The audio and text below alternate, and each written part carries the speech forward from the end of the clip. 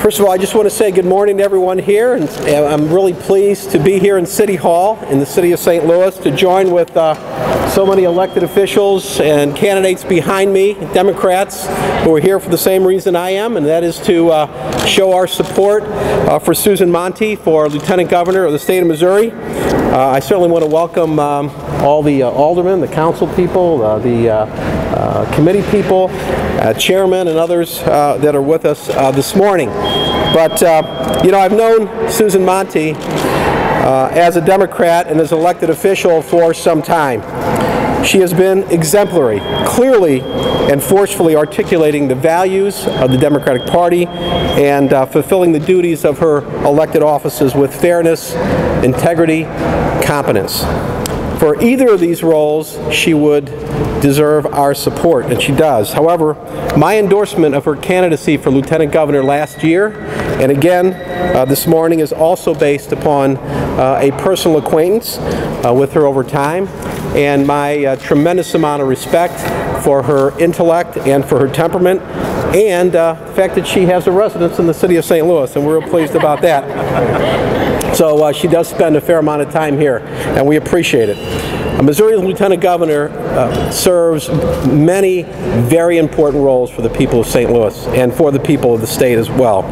As a principal in the state's economic development efforts, as a leader in the state Senate, as a backup and as a support for the state's governor, and as an advocate for our seniors. In each of these duties, Susan Montee has the skills and determination to get the job done and to get it done well.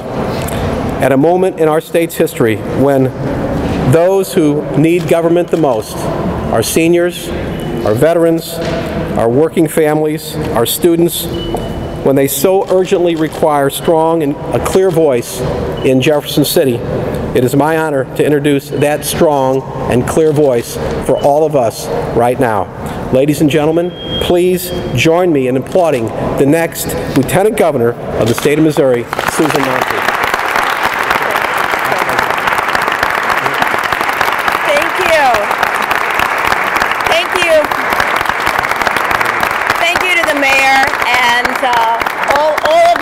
Friends here today. The president of the board, Louis Reed, called about a half an hour ago, got called away with a sick child. We all understand that, and I want to thank him for his support. We have, you know, our Democratic chairman, Brian, and Mayor Matt, and Jennifer, and Hazel, and Louise, and all of these elected officials and committee people, and I want to thank them so much for standing with me today. The primary job of the Lieutenant Governor is to be ready to step in and be governor should the need arise. And I'm the only candidate of all of the parties that's ready to lead from day one.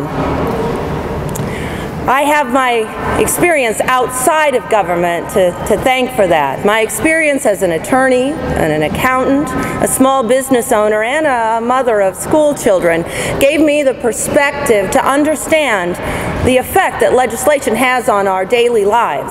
I took that experience into the state auditor's office when I was able to explore all of the facets of state government, and I truly have an understanding of the type of skills it takes to run this state. And they are not skills that everyone has, and I believe that it is something that we need to keep in mind when we elect our next Lieutenant Governor.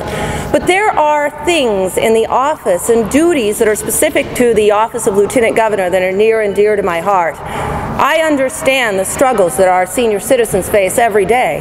There's a lot of things, especially in the days of budget cuts and service cuts, that mean you have to have a strong advocate for our seniors.